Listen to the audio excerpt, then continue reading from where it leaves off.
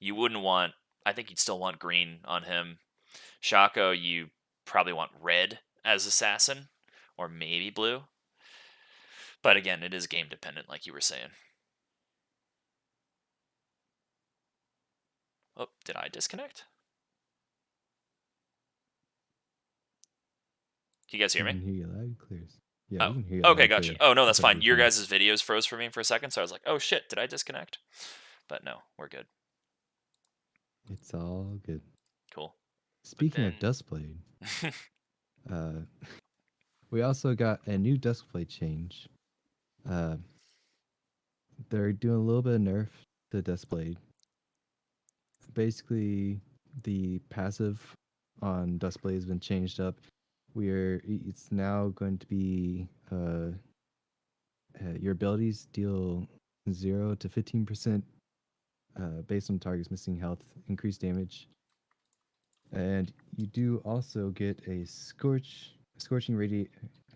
of damage ratio, taking down an enemy champion. Basically, whenever you take down a champion, you get more bonus damage for 3 seconds, rendering you untargetable to non-structures. Basically, turrets can still hit you for 1.5 seconds. So instead of going invisible, you become untargetable, which will end early if you actually take a action that will break your stealth, like if you go and attack somebody again. So basically, instead of going invisible for that 1.5 seconds, you will now just be untargetable. So it's going to suck for Shaco, who likes to just escape using that Duskblade passive. Um, but still being untargetable is really nice. By untargetable, I'm not sure. I was talking to my brother about this. We are arguing back and forth. Does that mean that skill shots will fly by you just like a fizzy? Or will that mean skill shots can still hit you at that point? yeah, I Yeah, I feel like that wonder. wasn't very clear. It wasn't very clear either. It could also be that you're golden, like you are in Zanya's or Bardolt or something like that. That could be it too. Mm-hmm. I mean, golden and running around or something like that. So who really knows? We don't know. We'll have to see what it looks like and how it works. But I don't like this. I liked going invisible. Yeah, I don't know. Like, this seems like a little bit of a ruiner to Duskblade for a lot of people. Like, I also don't really quite understand the direction of the 0 to 15% based on targets missing health. Like, I don't know. They're wanting Like, you to pair I this with get Collector, why. basically. Yeah, I don't know. It just makes it, like, not good, in my opinion, Yeah. comparatively to how it is now. I think that pretty much, I don't know, I think most people will opt for Prowlers or the new Yumus.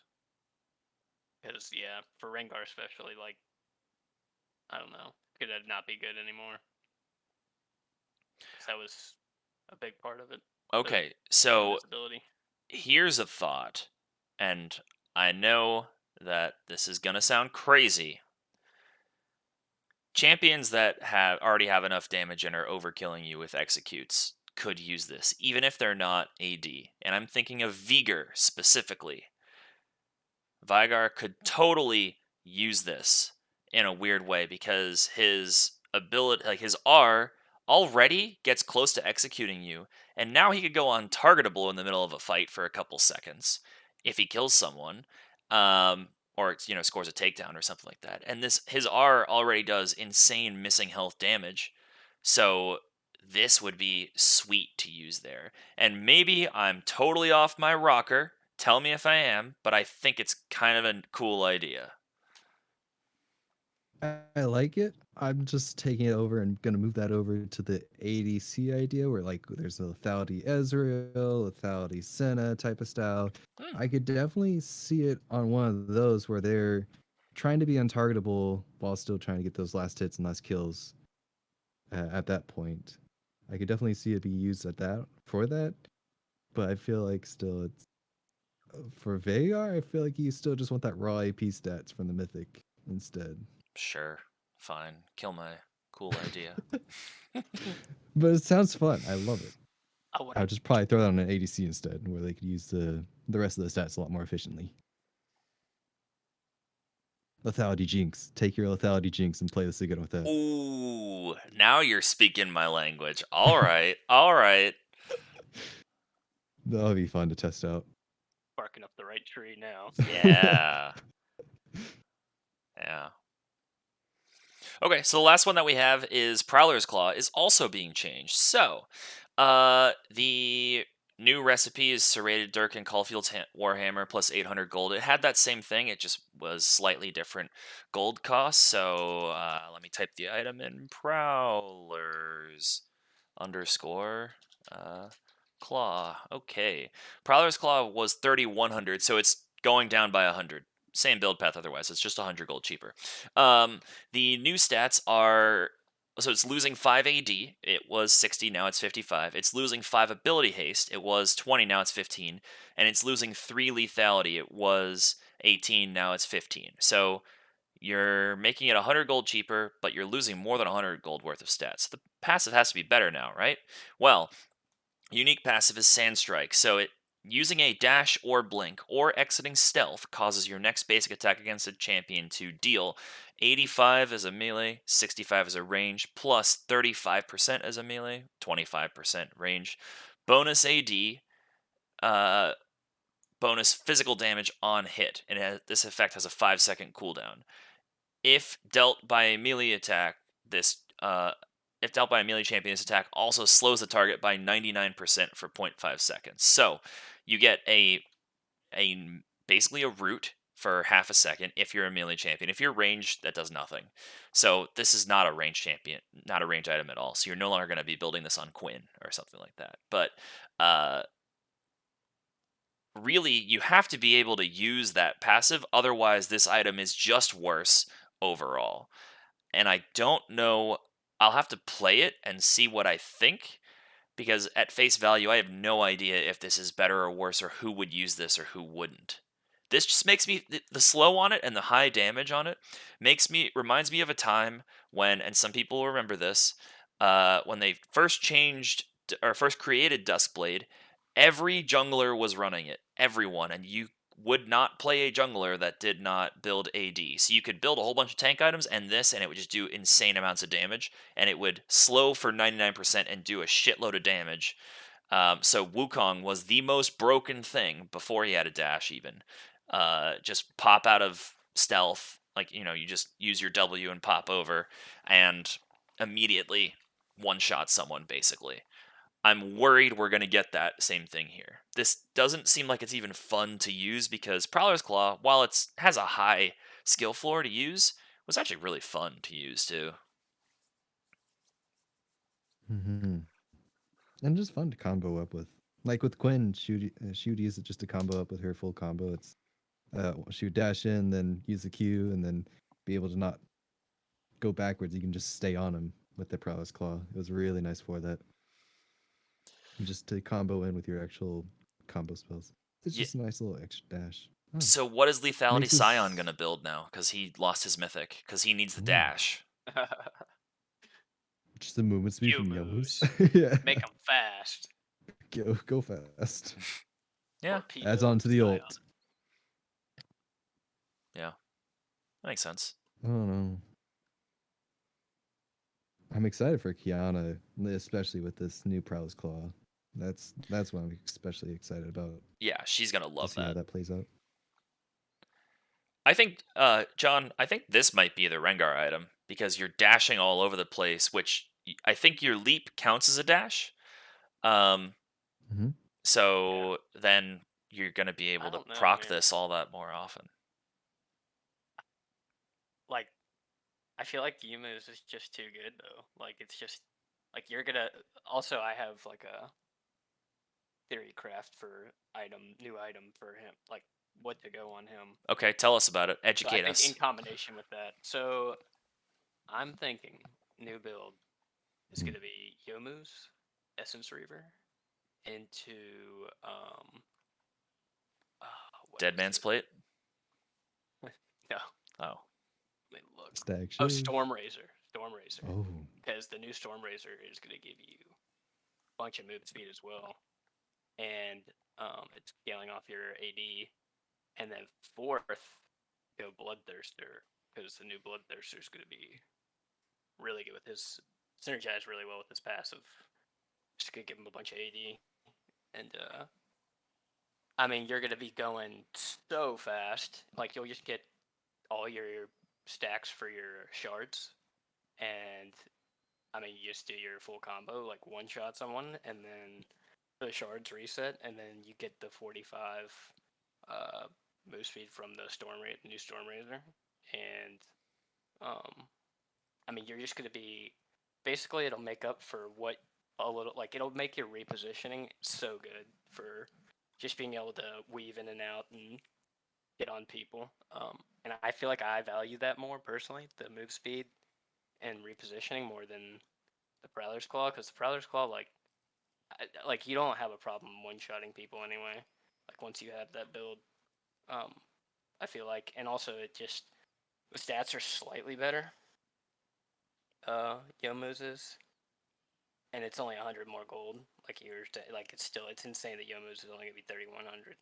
But yeah, I mean, I guess the slow is nice, but like I feel like it'll be game dependent, and more commonly Yomu's seems like the go-to, because I just value all those move speed, repositioning, and the ghosting is honestly gonna be pretty nice too. But yeah, and yeah, I guess the bonus AD you're getting from the passive on Yomu's is gonna be nice, because like, let's see, what's the mythic passive on Prowlers? Isn't it lethality? Yes. It is Yeah, 5 like lethality you per. don't. Yeah, I don't think. Just in my eyes, I value 7 more AD per, because that'll just synergize really well with him. But I don't know. That's just my like gut feeling. Sure. That makes sense. Yeah. Okay, so let's move on to the next category. So I don't know if we're gonna be able to fit ADC and support into this. I've noted the timestamp here for 1:10, so I'll cut this little audio here. But what do we want to do, ADC or support items? Because I think the other one we kind of got to push to the next episode, because we'll be here for like another hour and a half if we want to go through everything. Yeah. Yeah. I think having Goose for the Support would be support good. item changes would be nice, but We could even record another pod midweek to get the other one, get the rest of it done. yeah, I'd want to spend a good bit of time on the ADC changes, honestly, because there's a ton and a lot of like new / brought back stuff. Support item. Yeah, and like ADC big change as items. far as like some previously mythic not We being also have. mythics, and We also have the but new then- system changes as well. Yeah. So I think we definitely want to hit that. Right. So I think, yeah, probably we just do ADC and support next week, or not next week. The next one we do, maybe it's on Wednesday or Thursday or something like that. Yeah. Thursday would be good for me, or we could do it tomorrow and just have like deal with not being there for community game night or something. But system changes, I think we run through now. Yeah. For sure. Yeah, I don't want to rush through the ADC and support item changes because it's a bunch. It's too big, yeah. It's the main highlights. Yep. Okay, cool. So I'll cut that so it's like the last minute and a half. Okay, cool. Back in. So we are now going to talk about the system changes. We're going to do the ADC and support in a future episode coming out sometime in the next. We're going to record it the next couple days, so we'll probably do 2 this week just to get through them all. But yeah, so systems changes. There's some really important ones. So the first one is actually the bottom one that I want to talk about, the last thing that was here. Missing indicators to be returned to the scoreboard. I love this change. I hated it when they removed those. So for those who don't know what that means at face value, when you hit tab, it used to be the indicator was dark or there was a question mark next to the champion if they weren't currently visible on the map. Now, so on live, that is gone. Everyone is the same level of opacity, and there is no missing indicator. So it's as though everyone is on the map at all times. And for people who've been playing the game for a while, or just playing the game at all, we're used to seeing like, oh, I'll hit tab. Okay, quick. I only see 3 of them. That's easy. Now I have to like look at the mini map for who's where and try and track them. It's a lot harder to track people, I think. So being able to just have this back is so nice. It's a nice quality of life thing. I don't know why they removed it in the first place, but thank God it's back. Agreed. Yeah, I use this so much, especially whenever the icons will stack on top of each other and you have no clue who's fighting the team fights or you're split pushing, just to see, all right, who's coming to get me down here while I'm split pushing. Yeah, you'd have to Now you F can actually key, finally get it. or you'd have to click on the screen and then like zoom in, like who all is there? Yeah, thank God. Okay, so that one. But now, back to the main quote-unquote systems changes. So, teleport timers are being changed. So, not anything to do with cooldowns, but unleash teleport time. So, it used to be you could only teleport to a turret until 14 minutes. Now that's 10. So, once you hit 10:01, though, you can teleport anywhere again. And the cooldown is back down to the unleashed teleport cooldown. So this is huge for taking teleport. I think it's gonna, for champions that aren't taking teleport in lane, they're going to suffer a lot more because you can survive, 4 more, like you're now losing 4 more minutes to exert your pressure of getting ignite and flash as opposed to teleport flash. It's a huge nerf to those champions that don't take teleport for whatever reason. Now we're going to start to see people teleporting down in the bot lane again. It's going to be, 10 minutes. Okay, set up, get a ward there. I'm going to teleport right in. I'm playing Kennen. Here we go. Or I'm playing Galio. I'm coming down. Same shit. Scion. Scion, Malphite, Warren. Yep. Which I kind of like that it's a thing. I didn't like that that's what overtook pro play, but I like it being in the game because as a top laner, what am I going to do? Teleport to my own turret and then run at them? Like, no. I'm not going to have the speed boost. I'm just going to like walk at them very slowly.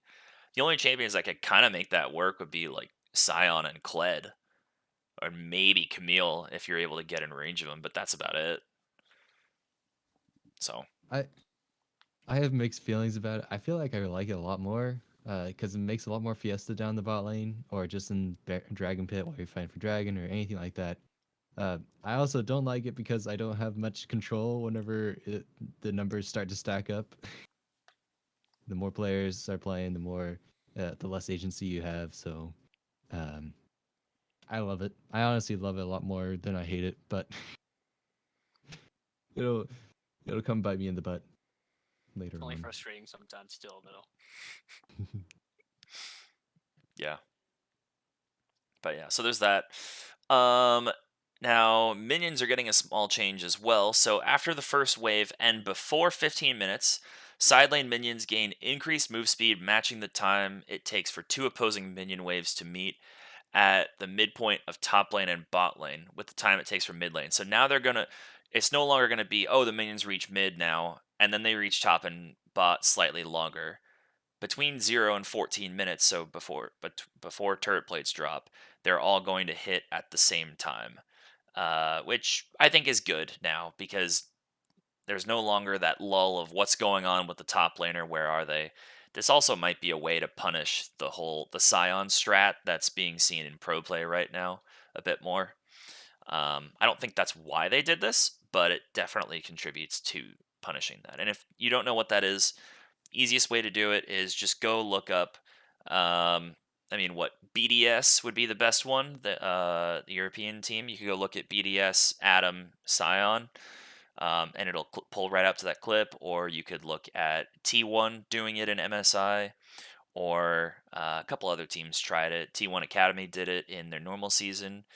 Other teams have done it at MSI too, but go look that up. I don't want to talk through all of it because we got a lot of shit to get through. But yeah, and I then think a lot of these minion change. Or sorry, you'll get into the other segment, but yeah, I feel like both of them are punishing hard shove. Like everybody that's right now with low elo wise, they all just default to hard shove, not knowing why, and just keep on doing it. And this will definitely punish that as well.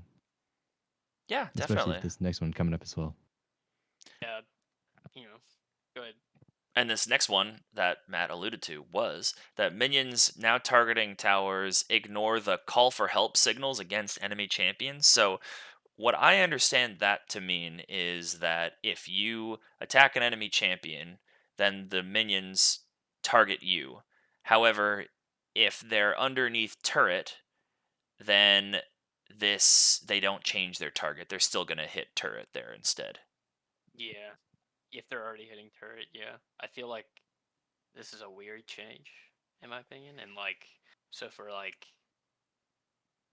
champions like Katarina, right, where you're getting, like, if you're playing a ranged matchup, you're getting shoved in early, and then I feel like typically Katarina, once she just kind of chills a little bit till she can uh, get her like spike and all in you. But I feel like that makes this change makes that so like easy to do, because now there's like she can just you can have a massive wave in her turret, and yeah, she'll miss it, but like she also like it kind of it ruins the point of slow pushing a massive wave in terms of the extra help from the minions. So I don't really understand this, but I think it I don't just know. We'll makes it. see. I'm not seeing that much of a change. It just makes diving champions with a big wave harder. Is really all I'm getting out of this. No, so this is punishing people who are defending. Oh, sorry, punishing people who are diving. Yeah, actually, you're right. Other way around. I had dyslexia moment. Anyways, yes, you're absolutely right. Diving, people who are trying to defend, basically, whenever they're defending against each other or trying to defend themselves under tower, they won't be taking any minion damage then. Um, so you could have 10 minions underneath the tower and it won't deal any damage to them. Yeah, which is it's gonna make dives harder, but I think that this is probably good as well. And this one doesn't sound like it drops off at 14 minutes. This sounds like it's all game long. Probably good Mhm. because diving is still too easy to do. It's too easy to dive on your generic champions, and if as long as you're not taking way too much aggro early, like you can dive at level 3 if you know what you're doing, and it's not that bad. Um, I don't know. Anything that makes diving harder, I like. It makes the game more stable. It puts more value in farming and in vision to make sure you're not caught out, and it makes your turrets a little bit of the safe zone. So it puts more stock in split pushers. It puts more stock in champions that are better at demolition of turrets. Um, it just increases the viability of other strategies because there's still going to be champions that, regardless of this change, they're still going to dive your ass. Like Elise is still going to dive you really hard. Maokai is still going to be great at diving you. I mean, there's several others, but Zach, Shaco. I mean, the list could go on and on. yep. I think for sure this will definitely punish people who just default slow push every single time. Um, if you don't know what to do, the default is usually slow push. And now that question will come up now of what's the default going to be now? I think it'll still be slow push, but maybe less as often. Freezing is also a little more valuable too because you're now no longer as at much of a risk, excuse me, for being dove if they manage to break your freeze and dive you with it as Right. well.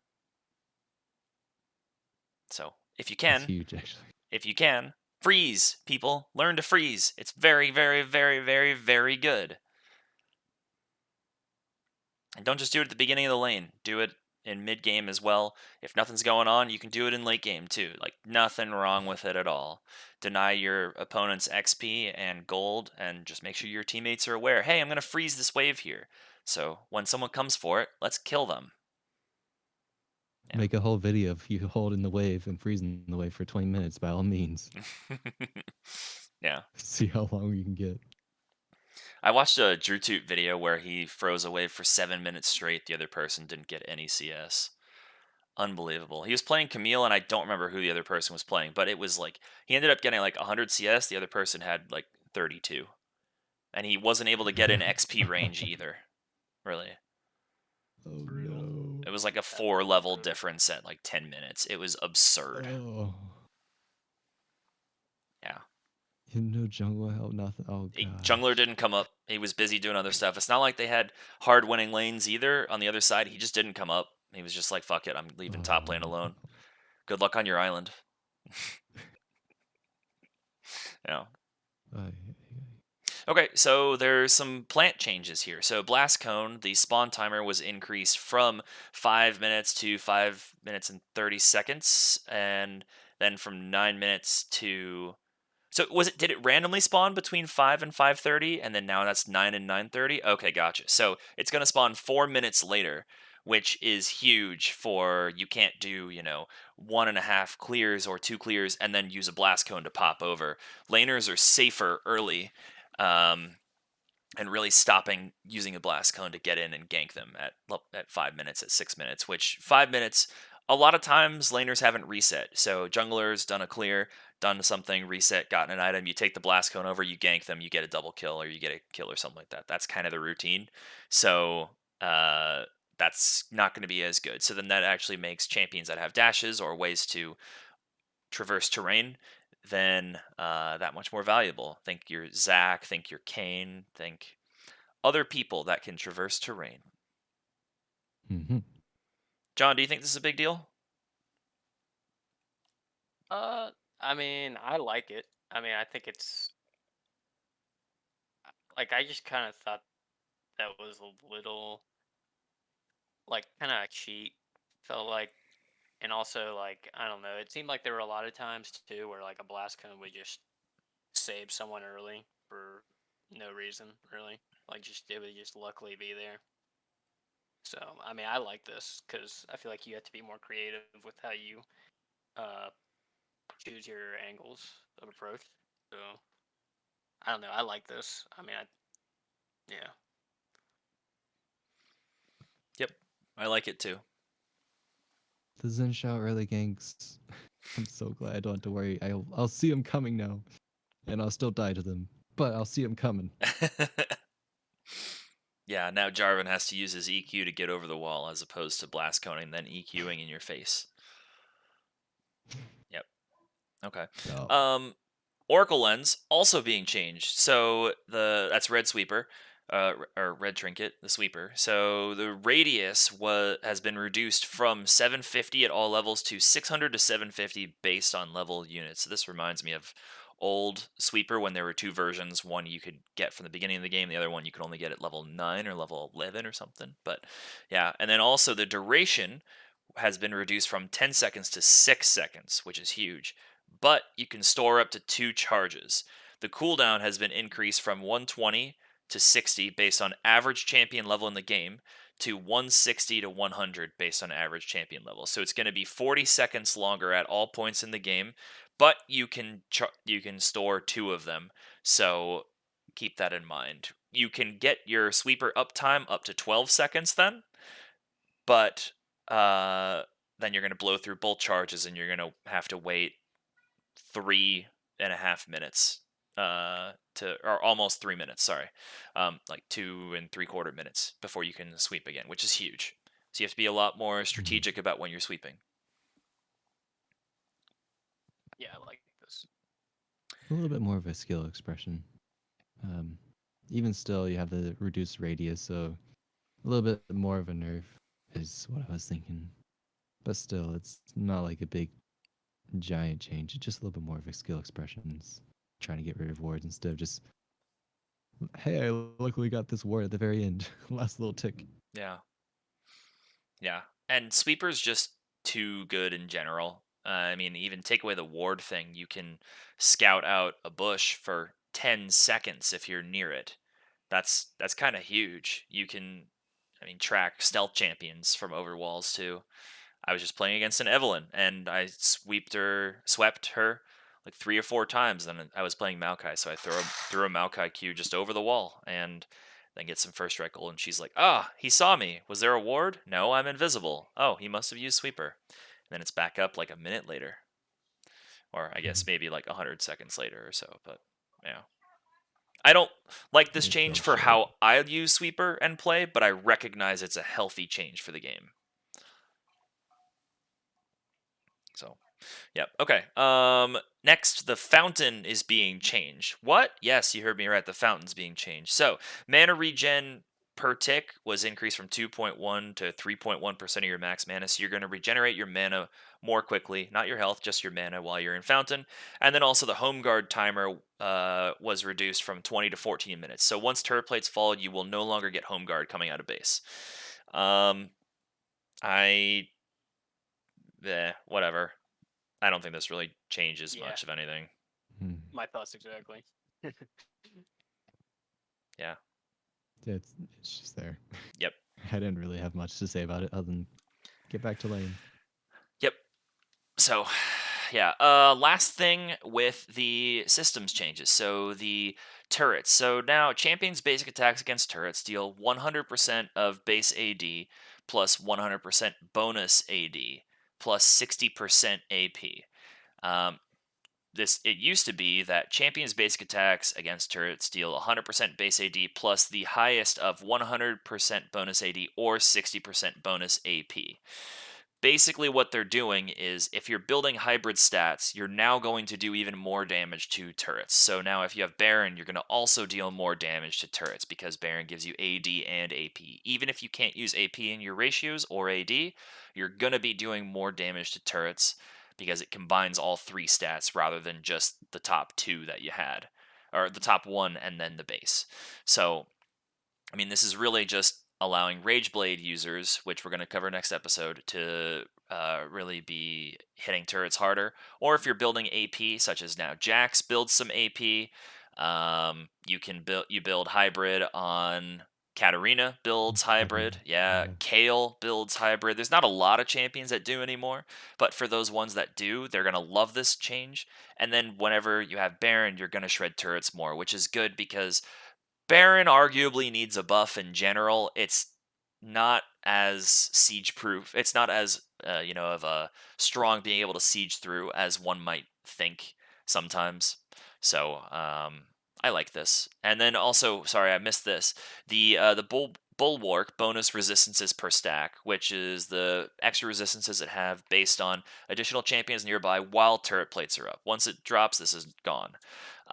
Bulwark, oh my god, that's hard to say. Bonus resistances per stack increased from 0 to 180 to 45 to 225. So now if there's no one else besides you nearby, the turret still will be gaining more armor and MR. Turrets are going to be tankier to take down the plates, but you're going to do more damage to them. So I think this is probably just an offset measure there.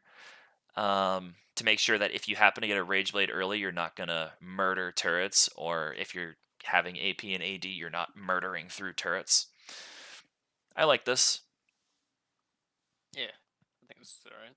As long as it's math neutral is what I really wonder. If it's not math neutral and it's actually that they're squishier or tankier, I don't like this.